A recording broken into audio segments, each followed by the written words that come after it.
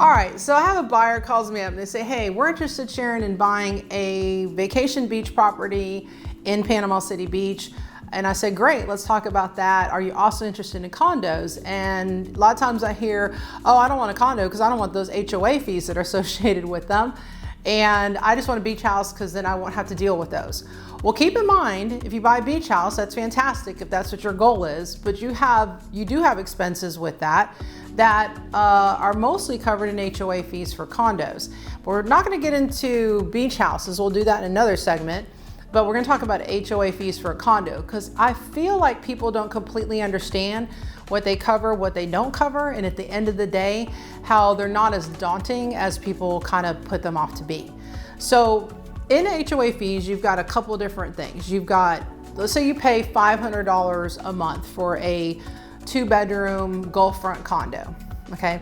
So you have your monthly fees that come out of that, and then you also have set off to the side additional for maintenance, upkeep of the property, long-term expenses that are, let's say, how do I put it, that are planned for down the line to be taken care of. So let's talk about the monthly. So let's say you're out of $500 a month. What those fees will cover are water to your unit, trash, it will cover cable or internet, sometimes both, which is pretty expensive. It's gonna cover exterior insurance. Now this is the big guy. So this is gonna be the insurance is beyond the whole building, which includes the roof, right? We are kind of in a storm prone area. So occasionally, we get a little roof damage. And it's gonna cover things like maintenance to the grounds, all the amenities. So making sure that, all the pools are looking great, all the equipment is being taken care of. It takes care of all of that maintenance as well.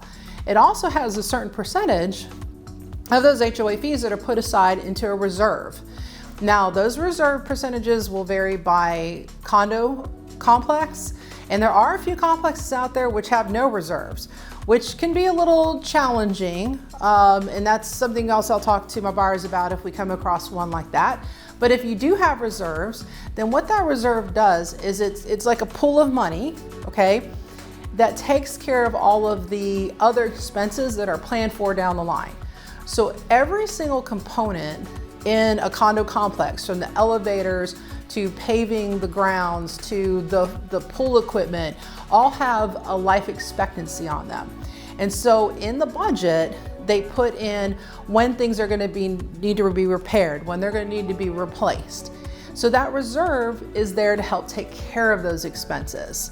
So there's no big surprises at the end of it all. So that's what HOA fees cover, which is quite a bit. Also covers management, not to your specific unit, but the whole building. It covers the bookkeeping. It covers, the paving and the parking lot and the lighting for the whole building, a lot of stuff that goes into it. Now, what does it not cover?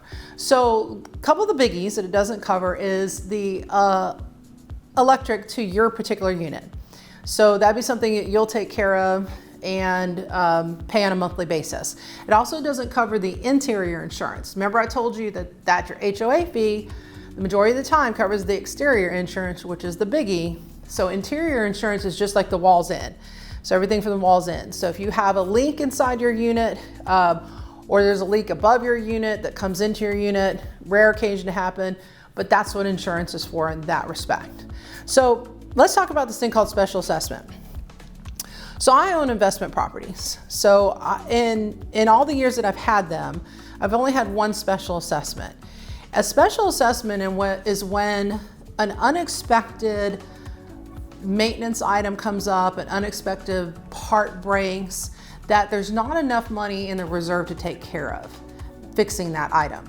So then at that point, the HOA board can elect to impose a special assessment to all the owners of the building to make sure that that item can be paid for. Now, don't freak out because you're gonna get notification of that. You're gonna get notice of what they're trying to do a special assessment for. There's gonna be meetings about it. Everyone has to vote on it. There has to be, multiple bids on getting it fixed and everything.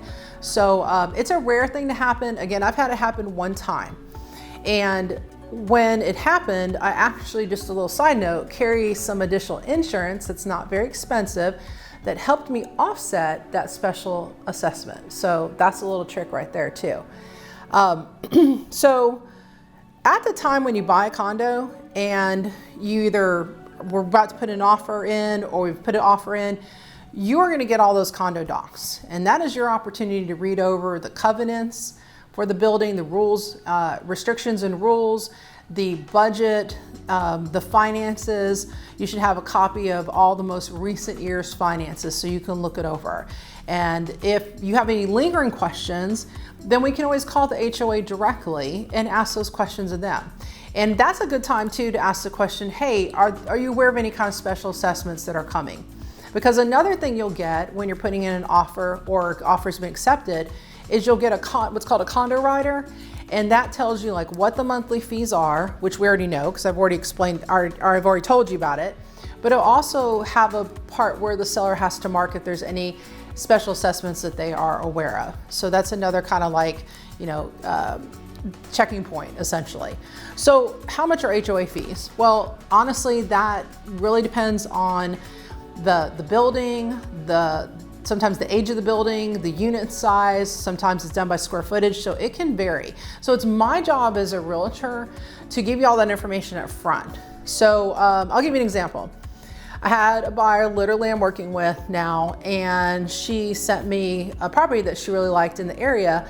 And I'm not gonna tell you which property it is, but the HOA fees were, say, roughly $300 more per month than the average HOA fees for a similar type of unit. And I explained to her what all of that covers and why it's a little bit higher for that particular complex. But you have to take that into consideration because you also are taking, if you're getting this as an investment property and you need that return on your investment, then you have to make sure that all of your expenses, like all your HOA fees, are going to make sense with that ROI. So I'm going to advise her, and I did advise her, hey, this is how much they kind of usually are on average for something similar. This is how much more these are. And because that unit doesn't make as much money, doesn't have as higher gross revenue as other similar ones in other complexes, you probably won't make any money on it. And I'm just going to be brutally honest, because at the end of the day, if I wouldn't buy the unit, if I wouldn't buy the condo, why would I expect somebody else to? So if you have any questions about HOA fees, assessments, or just properties in general in the area, please reach out to me, check out my website, start a search, and give me a call. Thank you so much for watching. Have a great day. Bye.